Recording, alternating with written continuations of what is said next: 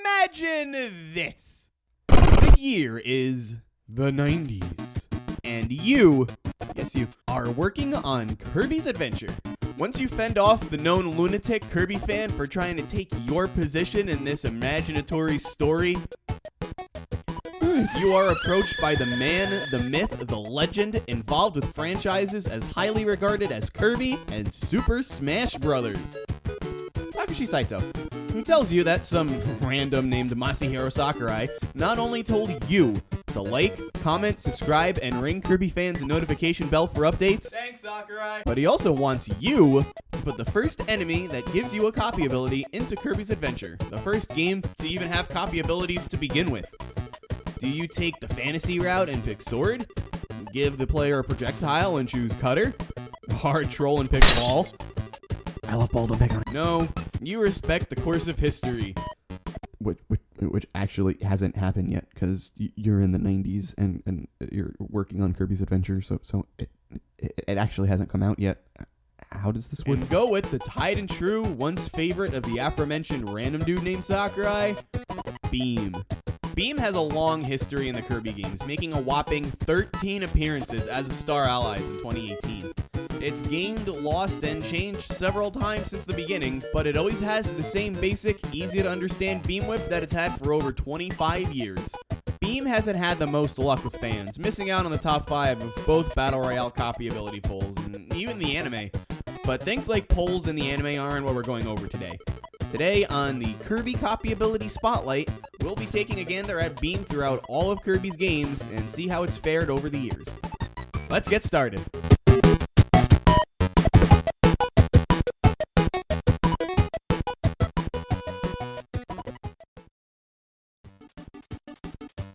Beam's debut was in Kirby's Adventure, where, like I said in that beautiful intro, Beam is the first ability in the game you get access to. Kirby's Adventure abilities are pretty simple, so on an explanatory note, there isn't much to say. However, being a very early game ability, it suffers from not being as exploitable as a lot of the other abilities in the game. It doesn't provide mobility like a lot of the best abilities do, and its damage output is only okay. The only thing that it really has going for it is that it hits above Kirby, but plenty of abilities have that going for them too. It is, however, a very common ability. Waddle Doo are everywhere in this game, so if you're ever in a situation where you need to find Beam, it's really easy to get. If you're doing a solo ability run or something, it's a reliable and easy ability to find, making for a relatively stress-free time. Beam is a simple ability in a game with simple abilities, but not nearly as exploitable or crazy as some of the more useful ones. That would not last long, though.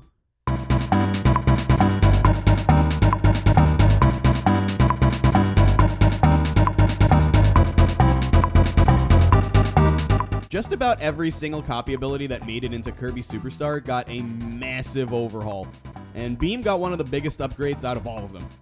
What's funny though is that Beam Whip, the mediocre move from Adventure, still isn't very good. In fact, it's even worse. Not only is the range a lot smaller, going from about 90 degrees top to bottom to around 45 top to bottom, but because normal enemies sport health bars now, most of them aren't gonna die in one hit. It's a sad, sad tale for Beam. Until you see the rest of its moves. Wave Beam, Cycle Beam, Beam Blast, Capture Beam, oh my Beam! This ability is now a fully fledged ability with a definable niche. Beam is a great ability if you want to play it safe without sacrificing efficiency. You've still got Beam Whip, technically, and while it isn't very good, it does cover the area above Kirby well enough, I guess? The others, though? Wave Beam is a full-screen powerhouse of a projectile that charges fast and deals tons of damage, making it great for bosses. Capture Beam is a command grab that deals a lot of damage and covers enemies closing in on Kirby from above, far better than Beam Whip does. Cycle Beam immediately covers the entire area in front of Kirby from about 45 degrees up and down and stays out for a while with multiple hits. And what has got to be everybody's favorite move, or I don't know, it's mine, it's got to count for something, is Beam Blast. Run, jump, press B, and... look at this! Oh, this move is so much fun to play around with. It's got so many hitboxes, and it does so much damage. and you can just immediately pop it right back out as soon as you use it.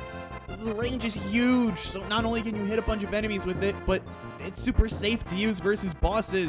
I love this so much. There's so much freedom to Beam as a whole. That's a really good way to describe Beam in this game. It gives you a lot of freedom. You aren't given a whole lot of tools to play with, but the kit you're given works so well together at what it should do, and that makes it one of the more fun abilities to use, especially since it's still super common.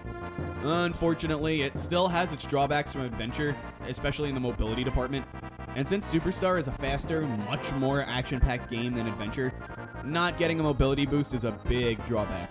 For the arena, the fastest time I could find was a task, with a time of 6 minutes, 26 seconds, and 41 milliseconds. We're going there. Most of this run was abusing Wave Beam's short charge time. There's a couple of mild improvements that could be made, but this was a run from 2009. Beam isn't run very often.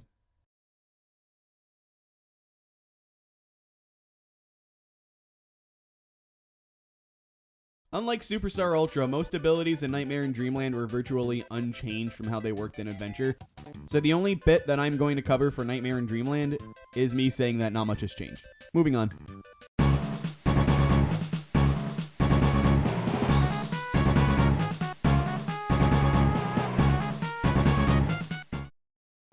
Why? Why? Why did this happen? I know Nightmare and Dreamland went back to Adventure, but that was just a remake. Why did they cut her Beam and Amazing Mirror? Why is it back to only Beam Whip? Oh! Not much to say on Beam here. Only a handful of abilities got into Amazing Mirror with an extensive moveset, and Beam just wasn't one of them. Beam Whip is about the same as it was in the other games. Not very good. And its fun tools are all gone.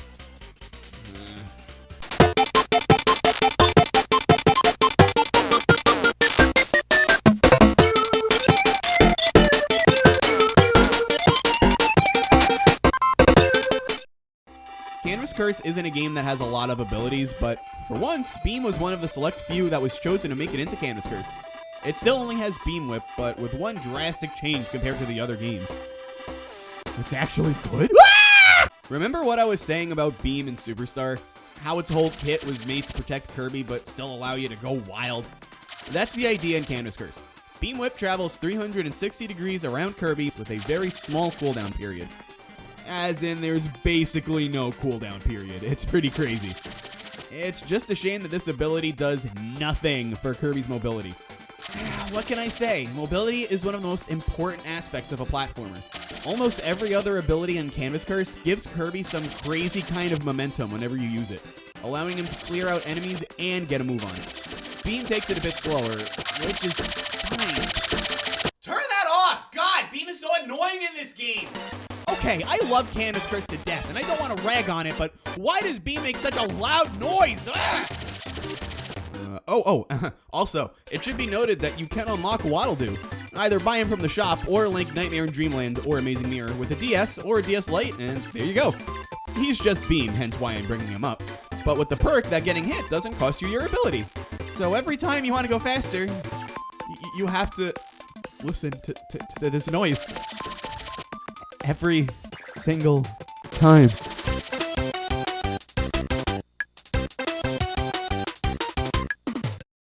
Legends speak of the rare parchments inscribed with the knowledge of our ancestors.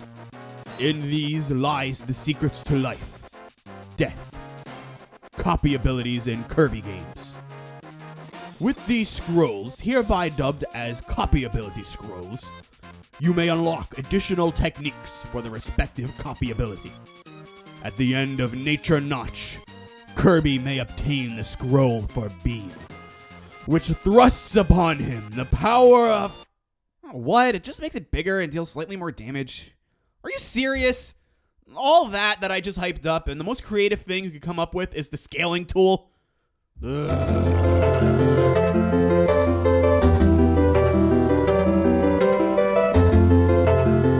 It's really crazy to think that, at this point, we haven't seen any of Beam's extended moves for over 12 years.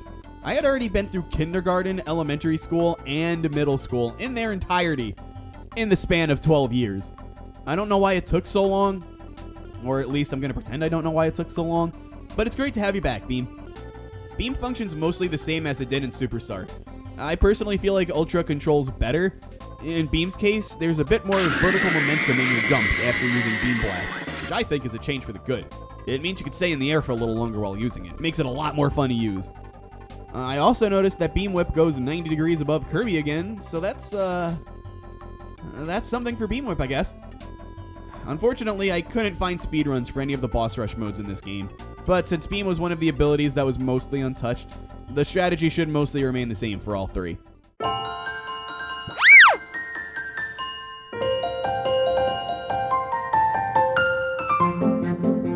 Having Beam back in Superstar Ultra was really nice, but Return to Dreamland is a brand new game. Seeing Beam's moveset in a fully original adventure, it's so great. Beam Whip is... Oh, it's even worse. Again! Seriously, why do they keep doing this? Look, it doesn't even go below Kirby at all anymore.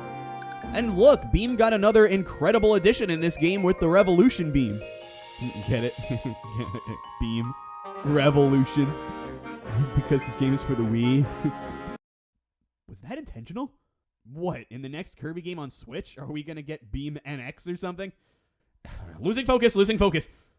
Beam Revolution is the aerial version of Beam Whip, which might sound pretty pathetic, but then you realize that, if you keep pressing 1, Kirby spins the beam wand thing, we're calling it that, around him in a full circle, and he won't stop until you stop. And I love it. This makes taking out bosses and routing speedrun strategies for them so much more enjoyable. Between Wave Beam, Beam Blast, Capture Beam, and now Revolution Beam, you have so many different options for so many different situations. Oh, and while we're still on this topic, there does exist speedrun footage of Beam in Return to Dreamland's True Arena. The record, from what I can find, is 15 minutes, 10 seconds, 33 milliseconds, and it utilizes Beam's full moveset in incredible ways. Except Beam Whip. We should know this by now. Seriously though, watch this full run. The video only has 167 views. Give it more.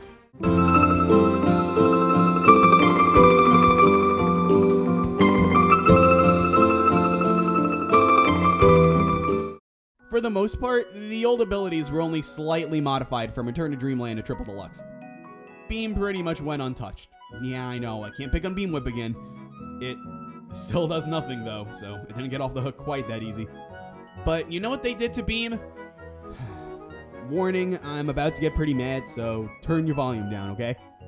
Okay. They got rid of Revolution Beam! I can't believe they did this! Why would you get rid of one of the funnest and most useful additions to Beam since 1996? And as a Star Allies, we still don't have it back. That's probably why I couldn't find any speedruns of Beam outside of Kirby Fighters. And its removal is so stupid! Beam isn't as fun because of the physics changes, and why get rid of it? It makes Beam Whip better by default, I guess.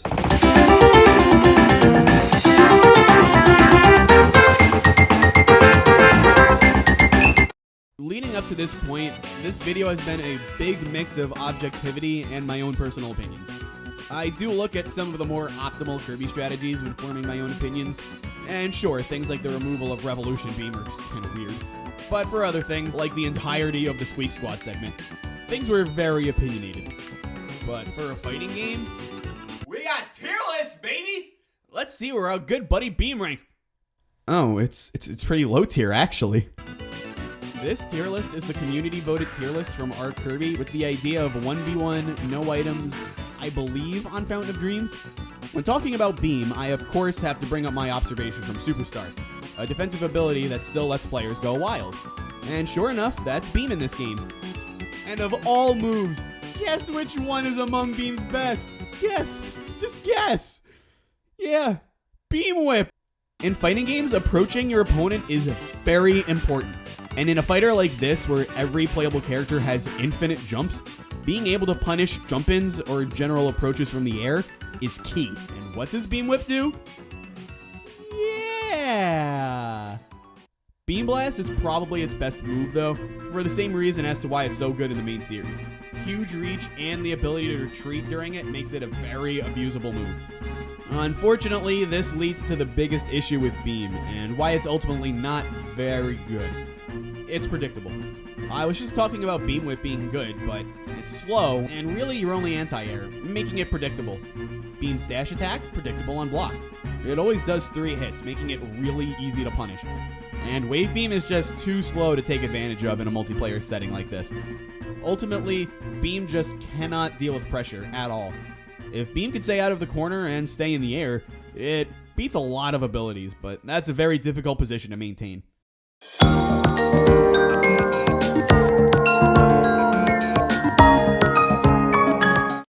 Before we talk about Beam, there's something very interesting that I want to bring up about Planet Robobot, and that's how bosses take damage in this game.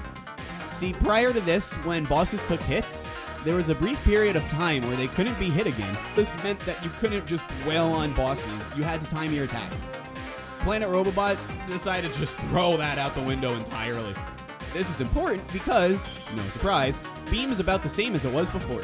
No Revolution Beam, Beam Whip stinks, the whole shebang! But now, Cycle Beam becomes a quick, strong, reliable boss killer, on top of what it already had. This went from being a relatively okay move to use with the True Arena every once in a while to one of the best.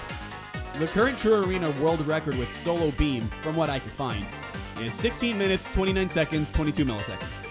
Keep in mind that this includes the final boss, which I won't say anything else on due to spoilers. The overall world record for True Arena isn't even 5 minutes shorter with Hammer, for reference. That's pretty darn impressive, Beam. Well done. This would normally be the point where we move on, but we're not done yet. One of the defining features of Planet Robobot is the Robobot armor, which got access to certain copy abilities, and yeah, Beam was one of them. Beam is one of the more unique abilities for the Robobot armor, acting as a projectile similar to Wave Beam. Unlike that one though, these function more like bouncing balls that move a bit slower to better demonstrate them. Destroying everything! And I did say them since you can fire off 2 at once if you charge it. It's nifty.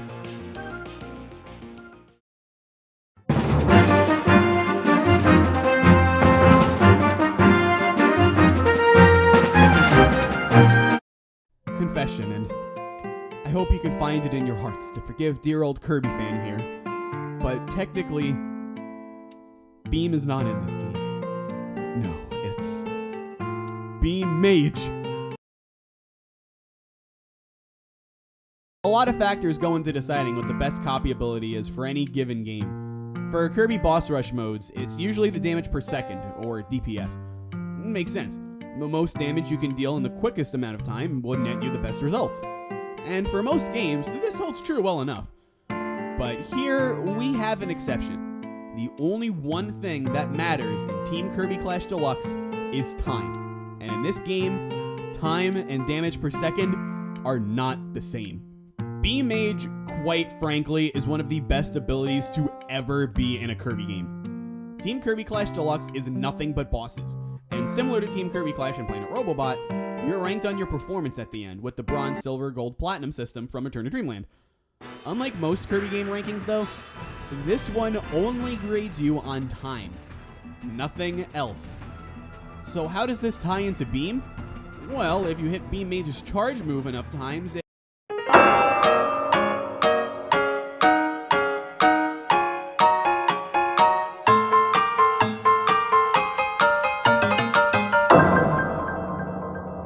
as I'm sure you figured out by now, this not only stops the boss, but also the timer. Getting Platinum Medal to this ability is so easy, and bosses in general just become a total joke. There's no risk involved with doing this, and it's so easy. There's no drawback to Beam here. It's strong, and it does the one thing required of it, and more. When you get the Platinum gear and wand, it's just over. No boss can put up a fight against it. Team Kirby Clash Deluxe is a team-based game, of course. Yeah, I know, I can read, thanks. So slapping Beam on a variety of teams is really fun. The generally agreed best, most viable set for the game is one of Sword Sword Beam Beam or Sword Hammer Beam Beam. Sword's mobility and defensive value merit it 2 slots on a team, but once time is frozen, something that will happen very frequently given you're abusing Beam Mage, Hammer's damage output just becomes insane and impossible to ignore. It's not as important for getting platinum medals, but for easily getting them, nothing's better than SHBB. For a fun fact that's probably funnier than most of the jokes I've made in this video today, a very solid team combination is Beam, Beam, Beam, Beam. BBBB. Freezing time is just that overpowered.